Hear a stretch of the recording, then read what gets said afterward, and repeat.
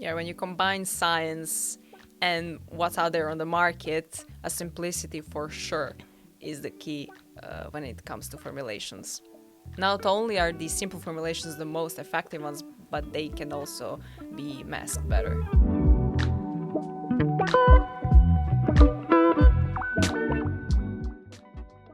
Hi everyone, and welcome to another episode of Nutricosmetics 2030 show.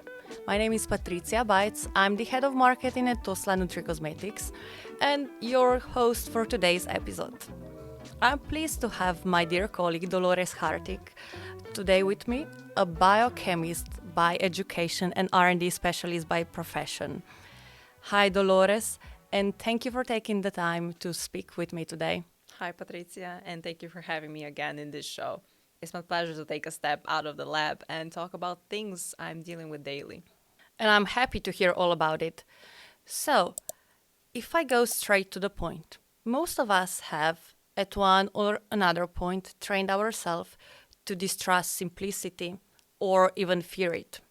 We convince ourselves that if it sounds too simple, it mustn't be clever enough to work. But is it really how it is? Actually, a couple of weeks ago, I was discussing sport nutrition with my brother-in-law, and he showed me his capsules so proudly. He started explaining how all the vitamins and minerals exceed daily dose by more than 400%. Working in the nutricosmetics industry, I had to break his heart to tell him that unfortunately, things do not work like that. For example, I know that some of the minerals compete for absorption and some of vitamins cancel out each other. But obviously, my knowledge is limited, and this is why I'm calling you, Dolores, to the rescue. Can you please explain to all of us into more details why simplicity is nothing to fear but rather to embrace? Of course, so let's start at the beginning, shall we?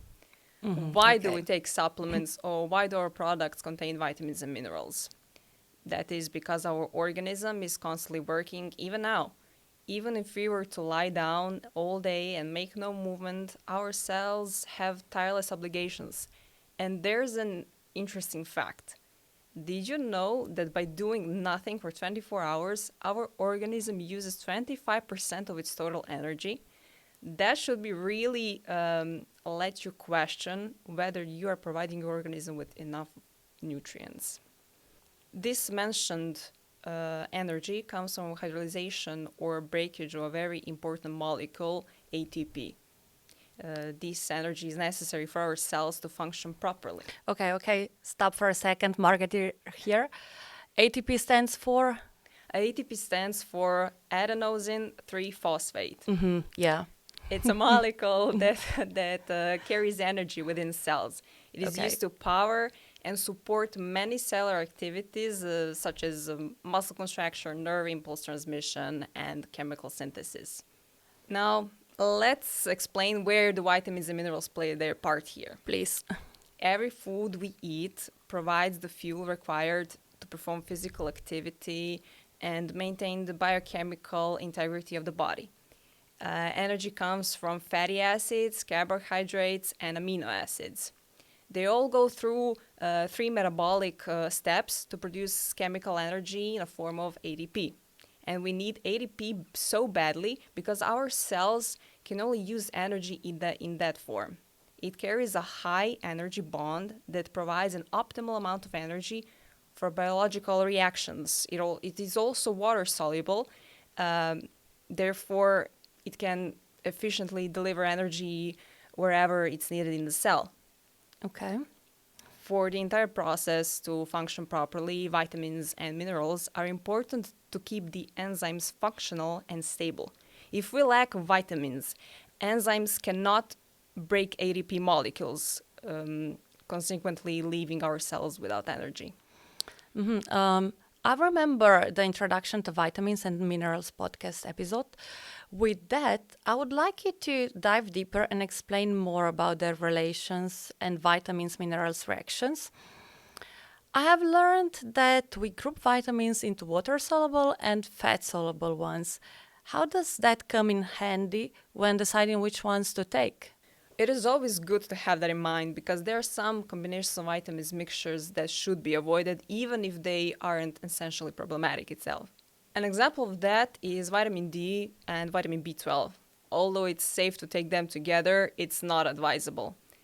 The reason for that is because vitamin D is a fat-soluble vitamin that's absorbed better with food, while B12 is water-soluble, meaning it should be taken on an empty stomach with water. Okay. The same goes for vitamin C and vitamin D. They should be taken at separate times because if you consume the mentioned mixture with water, it may affect the proper absorption of vitamin D, being the fat-soluble vitamin, and vice versa.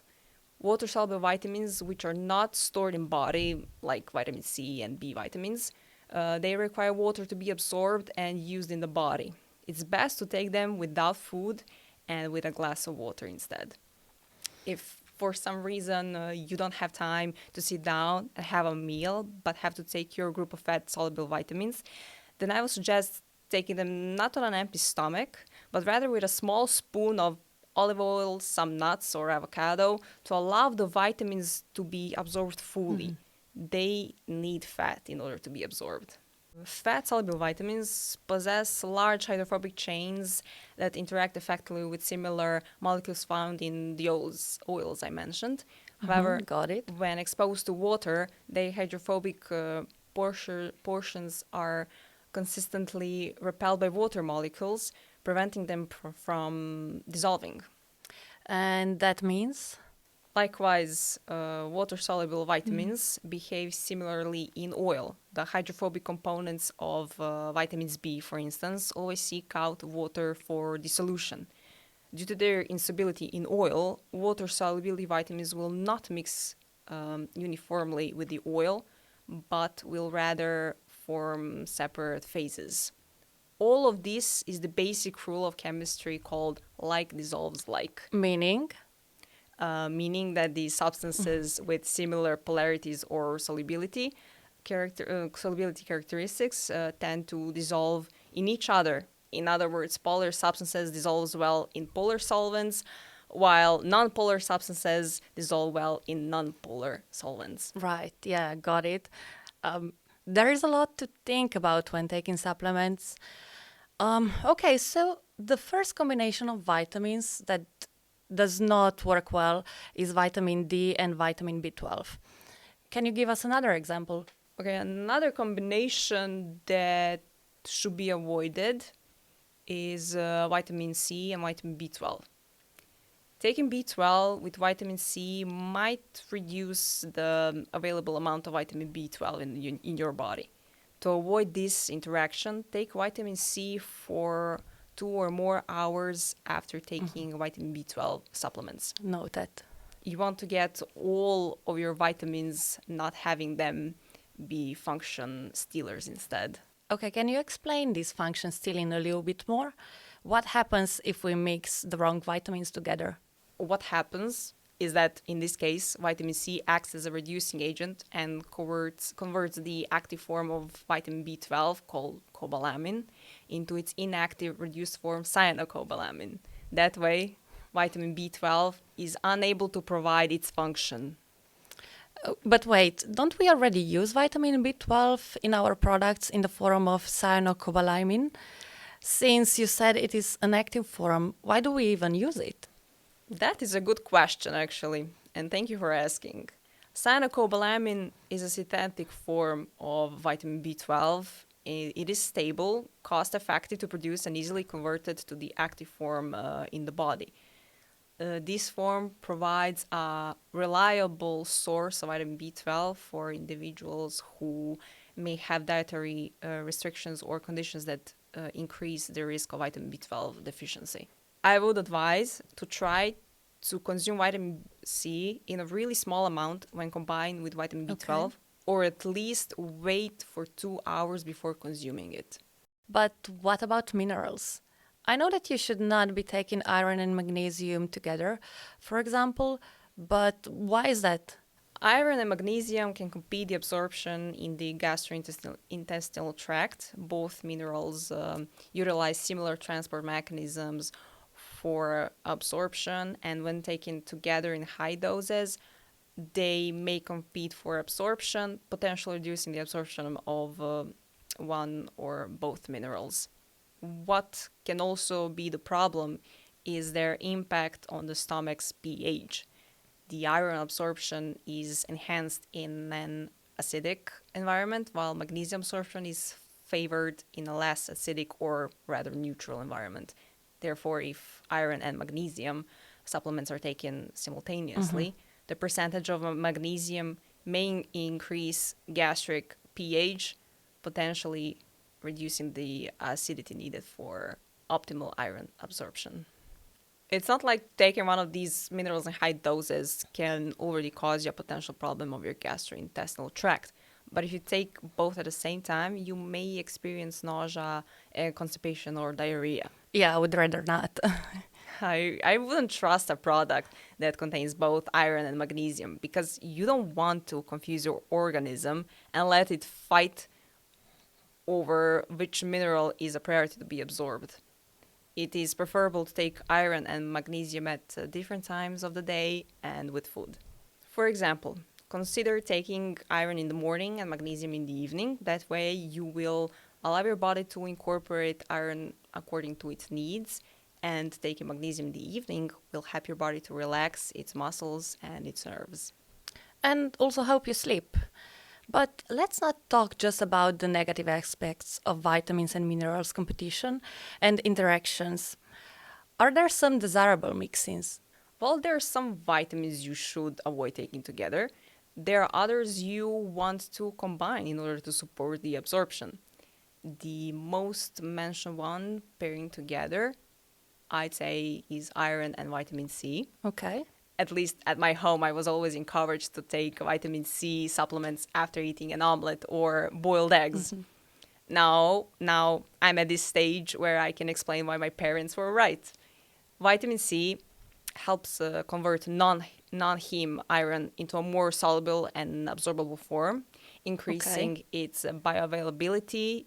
It also acts as a reducing agent, facilitating the conversion of ferric iron to ferrous iron in the acidic environment of your stomach, because the ferrous iron is more soluble and absorbable across the intestinal tract. Then there are cells lining the small intestine called enterocytes that are responsible for absorbing iron from the intestinal lumen into the bloodstream. With the vitamin C, enhances the uptake of the mentioned iron by enterocytes, promoting its transfer to the bloodstream for utilization by the body. Okay, yeah, I'm still following. Great, good to have your attention, because this absorption to take additional vitamin C supplements when eating food rich in iron is just to promote a whole iron absorption. So let's say that you have a full meal containing 150 grams of beef, one egg, boiled egg, and spinach on the side. Yeah. That will result in around 11 milligrams of iron intake. That's almost the recommended daily dose. And if you add some side salad to it, like some tomatoes or lettuce, let's say that you have now supported your iron intake with around 19 milligrams of vitamin C. Would you say that is enough to support proper iron absorption? I don't know, but sounds like a great meal to me. Delicious. Well, unfortunately, it is not. The amount of iron you need is around 3 times more of vitamin C. It shows that it Even has more. a good affinity towards iron. Okay, so how do small amounts of iron found in eggs, like you just mentioned, contribute to daily intake? And also, why is it important to be mindful of vitamin C intake? All the recommended daily intakes are written in the EU regulation. For vitamin C, Right, of course. it is 80 milligrams, while for the iron, it is 14 milligrams. Now, I have mentioned the eggs. Let's say that in one egg, there is around 0.6 milligrams of iron. That's almost 4 5.28% of the recommended daily intake. Of course, eggs are not the only source of iron. There are Sure. meat, fish, pumpkin seeds, spinach, sesame seeds, and then similar. Since the previously described full meal is not something you have daily, right? Yeah. It I is, wish though, but yeah, of course. It is recommended to support your iron intake with the right amount of vitamin C because these small amounts of iron are going to be important for your organism. However, if vitamin C is taken in high doses, it can lead to excess levels in the body and increase the risk of iron toxicity. Also, what is not okay. advised is taking abnormal amount of vitamin C supplements like 1 gram, or it's written mostly in 1000 milligrams. I have also noticed Why? that on myself. Like when I take too much vitamin C, like the mentioned 1000 Mm-hmm. milligrams, Yeah. it can come with side effects like headaches. Oh, really? The maximum amount of vitamin C that your body can use is between 30 to 180 milligrams, and the rest is just extracted in the urine, leaving them unused and useless. That's why all daily doses of vitamins are well regulated. Wow. Okay. So, but you know what I've been taught that vitamin D and calcium are a good combination to help with bone growth. Is that still true, or have scientists discovered something else? You have been taught right, Patricia. Both vitamin D and calcium are essential for your bone health. It's not that calcium helps vitamin D, but how vitamin D helps in calcium absorption and intestinal regulation. Vitamin D is a long-term regulator for calcium present in serum, in your blood serum. The main function of vitamin D in calcium homeostasis is to increase the absorption of from intestine. It simply increases synthesis of a specific channel in the apical membrane of enterocytes, enhancing calcium uptake from intestinal lumen, which mainly happens in duodenum. Additionally, vitamin D enhances the activity of calcium transporters, facilitating the efflux of calcium ions into the bloodstream. As you know, vitamin D can be synthesized within our body when there is enough UV radiation. And when you live in a place where the sun is not that present for the most of the day, if you spend less time outside, then you're advised to take vitamin D supplements. Okay, so after hearing all of this, I would like to clear up some possible confusion here. Is it then good to mix all vitamin Bs? I understand that it may cause some confusion now, like are B vitamin complexes good to take together? And to answer your doubts, B vitamins can be taken together with or without food. Your body contains water, and these vitamins will be absorbed either way. They don't interfere with one another, so they will all go their separate ways and serve their function in your body. And this synergy between active ingredients is important in nutricosmetics as well. We know that a very important pairing is collagen and vitamin C. Please explain why. There are two important enzymes involved in maintaining normal synthesis of mature collagen in humans. They're in group of anti-scurvy properties, and the vitamin C is much needed. It plays a role as a cofactor. During collagen synthesis, proline and lysine with the collagen polypeptides chains undergo hydrolyzation. This hydrolyzation process is catalyzed by enzymes called prolyl hydroxylase and lysyl hydroxylase. This hydroxylation results in the formation of hydroxyproline and hydroxylase. These hydroxylized amino acids are crucial for stabilizing the collagen triple helix structure by forming hydrogen bonds between adjacent collagen molecules. Vitamin C also plays a role in stimulating the expression of genes responsible for collagen proteins synthesis. It regulates the transcription of collagen genes, and now you can see why the daily intake of vitamin C is higher than for iron because it plays many roles in your body and is needed in many different places at the same time. Okay, and if we exclude vitamins and minerals for a second, in some of our formulations, we can find the presence of the active ingredient that goes by MSM. In what way does the presence of MSM enhance the synthesis of collagen? What is its function? Okay, let's explain what does the abbreviation MSM stand for. Yes, please. It stands for methyl sulfonyl methane. And you're right, it has been proven in our clinical study to help with better collagen synthesis. MSM is rich in sulfur, which is important for, in general, synthesis of connective tissues and collagen itself. Right. Collagen molecules contain sulfur-containing amino acids like cysteine and methionine, which play a crucial role in the formation of cross-linkings and the stability of collagen fibrils. An additional function of MSM are anti-inflammatory properties, which may benefit individuals with tissue damage such as arthritis and joint pain. Mm-hmm. Chronic inflammation can impair collagen synthesis and contribute to the degradation of connective tissues. By reducing inflammation and oxidative stress, MSM may support collagen synthesis and protect against the collagen degradation, promoting overall connective tissue health. Okay, so if I summarize everything I just learned about formulating in nutricosmetics, I can say that there are quite some formulas on the market that are sold at high prices, but with low effectiveness due to minerals and vitamins competition for absorption. Many brands try to create a one solution for all formulation that are not actually working. I would say that whoever is trying to sell you such formulation clearly hasn't done their homework. They don't really know what they're talking about in the sense of nutricosmetics.